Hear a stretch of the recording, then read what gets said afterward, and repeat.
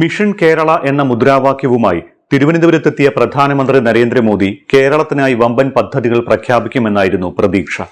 തദ്ദേശ തെരഞ്ഞെടുപ്പ് മുതൽ ബി.ജെ.പി. നടത്തിക്കൊണ്ടിരുന്ന പ്രചണ്ഡ പ്രചാരണവും അത്തരത്തിലുള്ളതായിരുന്നു. ഒടുവിൽ ഇന്ന് രാവിലെ പ്രധാനമന്ത്രി തലസ്ഥാനത്തെത്തി 2 പരിപാടികളിൽ പങ്കെടുക്കുകയും ചെയ്തു. എന്നാൽ രാഷ്ട്രീയം മാത്രം പറഞ്ഞ് മോദി കേരളത്തിൽ നിന്ന് മടങ്ങി. വമ്പൻ പ്രഖ്യാപനങ്ങൾ ഉയർത്തിപ്പിടിച്ച് കേരളത്തിലെ അടുത്ത നിയമസഭാ തെരഞ്ഞെടുപ്പിനെ നേരിടാൻ കാത്തിരുന്ന ബി.ജെ.പി. നേതൃത്വത്തെ പോലും നിരാശരാക്കിയാണ് മോദിയുടെ മടക്കം. കേരളം ഉപേക്ഷിച്ച സിൽവർ ലൈനിനു ബദലായി അതിവേഗ റെയിൽപാത ഉൾപ്പെടെ പുതിയ പദ്ധതികൾ പ്രധാനമന്ത്രി പ്രഖ്യാപിക്കുമെന്ന് അഭ്യൂഹമുണ്ടായിരുന്നുവെങ്കിലും ഒന്നും നടന്നില്ല. LDF-നെയും UDF-നെയും കടന്നാക്രമിച്ചും UDF-നെ വർഗീയമെന്ന് വിശേഷിപ്പിച്ചും അല്പം രാഷ്ട്രീയം പ്രസംഗിച്ചതൊഴിച്ചാൽ കേരളത്തിന് മുതൽക്കൂട്ടാകുന്ന കേന്ദ്ര പദ്ധതികളൊന്നും മോദി പ്രഖ്യാപിച്ചില്ല. ഇതിനു പുറമെ ബി.ജെ.പിക്കുള്ളിൽ തുടരുന്ന കലഹം പ്രധാനമന്ത്രി എത്തിയ വേദിയിലും പരസ്യമായി പ്രകടിപ്പിച്ച മുൻ DGP-യും കൗൺസിലറുമായ R. ശ്രീലേഖയുടെ നടപടിയും ബി.ജെ.പിക്ക് കല്ലുകടിയായി. VV രാജേഷ് പ്രധാനമന്ത്രിയെ സ്വീകരിക്കാൻ പോകാത്ത സംഭവം വിവാദമാക്കിയതും മോദിയുടെ പരിപാടിയിലെ കല്ലുകടിയായി മാറുകയായിരുന്നു. നിയമസഭാ തെരഞ്ഞെടുപ്പ് കൂടി അടുത്തു വരുന്ന പശ്ചാത്തലത്തിൽ മോദിയുടെ സന്ദർശനത്തെ ഏറെ പ്രതീക്ഷയോടെയായിരുന്നു നോക്കിക്കണ്ടിരുന്നത്. തലസ്ഥാനത്തിനായി മാത്രം വലിയൊരു പ്രഖ്യാപനം മോദി നടത്തുമെന്നും എല്ലാവരും പ്രതീക്ഷിച്ചു. സിൽവർ ലൈനിനു പകരം അതിവേഗ റെയിൽപാത, സ്മാർട്ട് സിറ്റിയുടെ പുതിയ ഘട്ടം, ഇങ്ങനെ പല പ്രതീക്ഷകളായിരുന്നു മോദിയുടെ സന്ദർശനത്തിൽ ബി.ജെ.പി. നേതൃത്വത്തിനും ഉണ്ടായിരുന്നത്. എന്നാൽ എല്ലാ പ്രതീക്ഷകളും അസ്ഥാനത്തായി. കേവലം രാഷ്ട്രീയ വിമർശനം നടത്തിയ ഒരു പ്രസംഗം എന്നതിനപ്പുറം മോദിയുടെ പ്രസംഗം തീർത്തും നിരാശപ്പെടുത്തുന്നതായിരുന്നു. തെരഞ്ഞെടുപ്പ് രാഷ്ട്രീയം മാത്രം പൊതുവേദിയിൽ പറഞ്ഞ് പ്രധാനമന്ത്രി മടങ്ങി. LDF, UDF മുന്നണികളെ കടന്നാക്രമിച്ച പ്രധാനമന്ത്രി കേരളത്തിന്റെ വികസനം സാധ്യമാക്കാൻ സംസ്ഥാനത്ത് ഡബിൾ എഞ്ചിൻ സർക്കാർ അനിവാര്യമാണ് എന്നാണ് പറഞ്ഞത്. അതായത് കേരളത്തിലും കേന്ദ്രത്തിലും ബി.ജെ.പി. സർക്കാർ എന്ന ലക്ഷ്യത്തിനപ്പുറം മറ്റൊന്നും അദ്ദേഹത്തിന്റെ വാക്കുകളിൽ ഉണ്ടായിരുന്നില്ല. ഇടത് വലത് മുന്നണികൾ മാറി മാറി ഭരിച്ച് കേരളത്തെ നശിപ്പിച്ചുവെന്നും വികസിത കേരളം യാഥാർത്ഥ്യമാക്കാൻ NDAയെ തിരഞ്ഞെടുക്കാനുള്ള ശരിയായ സമയമാണ് ഇതെന്നുമായിരുന്നു പുത്തരിക്കണ്ടം മൈതാനിയിൽ നടന്ന NDA പരിപാടിയിൽ മോദിയുടെ വാക്കുകൾ. ശബരിമല സ്വർണ്ണക്കൊള്ളയും സഹകരണ ബാങ്ക് തട്ടിപ്പും ഉയർത്തി LDF-നെ നേരിട്ട് ആക്രമിക്കുന്നതായിരുന്നു പ്രസംഗം. ശബരിമലയിൽ നിന്ന് അയ്യപ്പന്റെ സ്വർണം മോഷ്ടിച്ചവരെ ജയിലിലാക്കുമെന്നത് മോദിയുടെ ഗ്യാരണ്ടിയാണ് എന്ന് അദ്ദേഹം വ്യക്തമാക്കി. ശബരിമലയുടെ വിശ്വാസത്തെ തകർക്കാൻ ലഭിച്ച ഒരവസരവും ഭരിക്കുന്നവർ പാഴാക്കിയില്ല.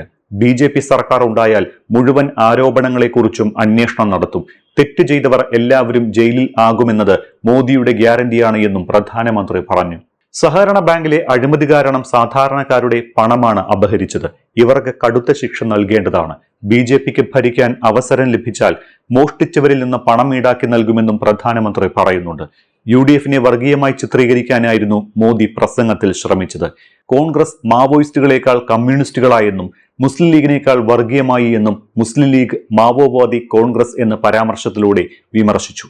LDF-ഉം UDF-ഉം കേരളത്തെ നശിപ്പിച്ചുവെന്നും ഇനി മുതൽ വികസനപക്ഷം എന്ന മൂന്നാമതൊരു പക്ഷം കൂടി രൂപപ്പെടുകയാണ് എന്നുമായിരുന്നു പ്രധാനമന്ത്രിയുടെ പ്രസംഗത്തിലെ മറ്റൊരു പ്രധാന വശം. കേന്ദ്ര പദ്ധതികൾ കേരളം നടപ്പാക്കുന്നില്ല എന്നും PM ശ്രീ നടപ്പാക്കാതിരുന്നതുമൂലം വിദ്യാർത്ഥികൾക്ക് ലഭിക്കേണ്ട സഹായം നഷ്ടമാക്കിയെന്നും കുറ്റപ്പെടുത്തിയ പ്രധാനമന്ത്രി LDF വികസനത്തിന്റെ ശത്രുവാണ് എന്നും പറഞ്ഞു. LDF-നും UDF-നും ചിഹ്നം 2 എങ്കിലും അജണ്ട ഒന്നാണ്. അത് അഴിമതിയും പ്രീണനവും മാത്രമാണ്. സർക്കാർ മാറിയാലും ഇവിടെ സിസ്റ്റം മാറുന്നില്ല. ഇത് ജനങ്ങൾക്ക് വേണ്ടിയുള്ള സർക്കാർ ഉണ്ടാകേണ്ട സമയമാണ് എന്നും ആ ദൗത്യം ബി.ജെ.പി. നിറവേറ്റുമെന്നും പ്രധാനമന്ത്രി വ്യക്തമാക്കി. ഇനി ഇവിടെ LDF-ന്റെയും UDF-ന്റെയും മാറി മാറിയുള്ള ഭരണം ഉണ്ടാകില്ല എന്നും അദ്ദേഹം വ്യക്തമാക്കുന്നുണ്ട്. കേരളത്തിന്റെ വികസനത്തിന് ഇന്നു മുതൽ പുതിയ ദിശാബോധം നൽകുമെന്നും വികസിത ഭാരതത്തിനായി രാജ്യം മുഴുവൻ ശ്രമിക്കുമ്പോൾ കേരളവും മാറണമെന്നും നരേന്ദ്രമോദി പറയുന്നു. ആവാസ് യോജന വഴി കേരളത്തിലെ പാവങ്ങൾക്ക് വീട് ലഭിച്ചുവെന്നും അദ്ദേഹം വ്യക്തമാക്കി. ധനികരുടെ കൈകളിൽ മാത്രമുണ്ടായിരുന്ന ക്രെഡിറ്റ് കാർഡ് ഇപ്പോൾ പാവങ്ങളുടെ കൈകളിലും എത്തിയെന്നാണ് പ്രധാനമന്ത്രിയുടെ മറ്റൊരു അവകാശവാദം. തെരുവ് കച്ചവടക്കാരുടെ കൈകളിൽ പോലും ഇപ്പോൾ ക്രെഡിറ്റ് കാർഡ് എത്തി. കേരളത്തിൽ ഗുണഭോക്താക്കളായി 10,000 പേരുണ്ട് എന്നും തിരുവനന്തപുരത്ത് 600-ൽ അധികം പേരുണ്ട് എന്നും മോദി പറയുന്നു. ക്രെഡിറ്റ് കാർഡ് എടുക്കുന്നതാണോ നാട്ടിലെ വികസനമെന്ന സംശയം മോദിയുടെ പ്രസംഗം കേൾക്കുന്ന ആർക്കുമുണ്ടാകും. 1987 മുൻപ് ഗുജറാത്തിൽ വേരോട്ടമില്ലാതിരുന്ന ബി.ജെ.പി. കേവലം ഒരു മുനിസിപ്പൽ കോർപ്പറേഷൻ ഭരണം മാത്രം പിടിച്ച് ഗുജറാത്ത് സംസ്ഥാനം മൊത്തം ഭരിക്കുന്ന സ്ഥിതിയിലെത്തി. തിരുവനന്തപുരം കോർപ്പറേഷനിലെ BJP വിജയം പരാമർശിച്ച് സമാനമായ രീതിയിൽ ഒരിക്കൽ കേരളവും BJP ഭരിക്കുമെന്നാണ് മോദിയുടെ ആത്മവിശ്വാസം.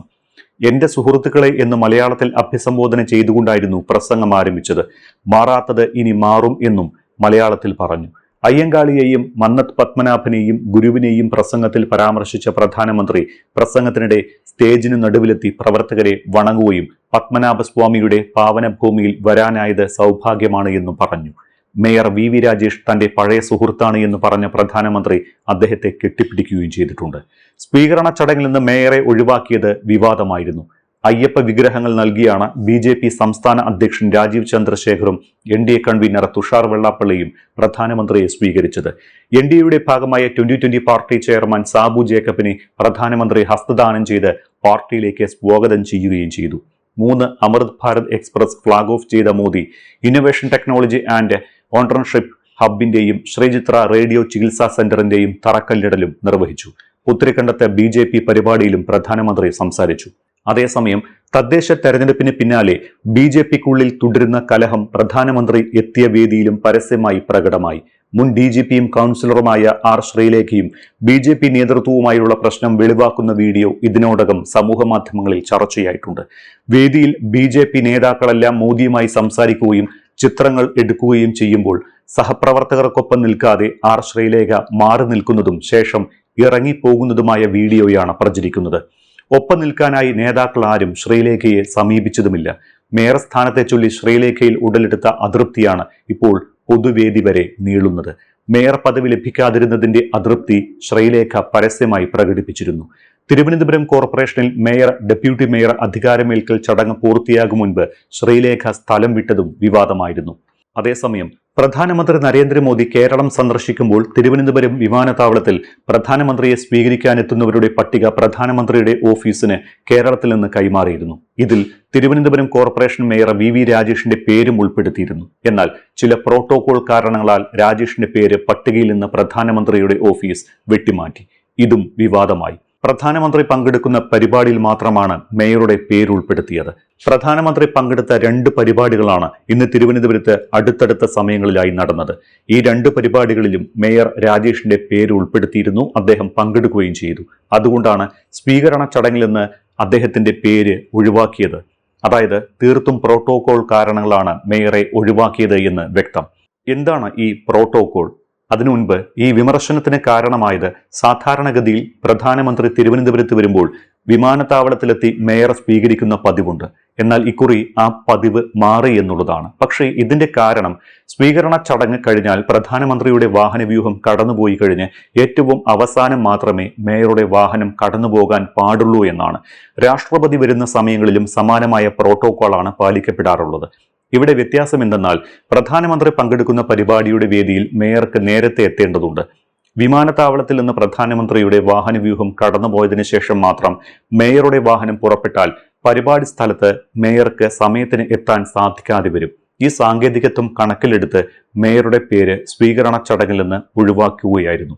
ഇതാണ് വലിയ വിവാദത്തിനും വഴിവെച്ചത്.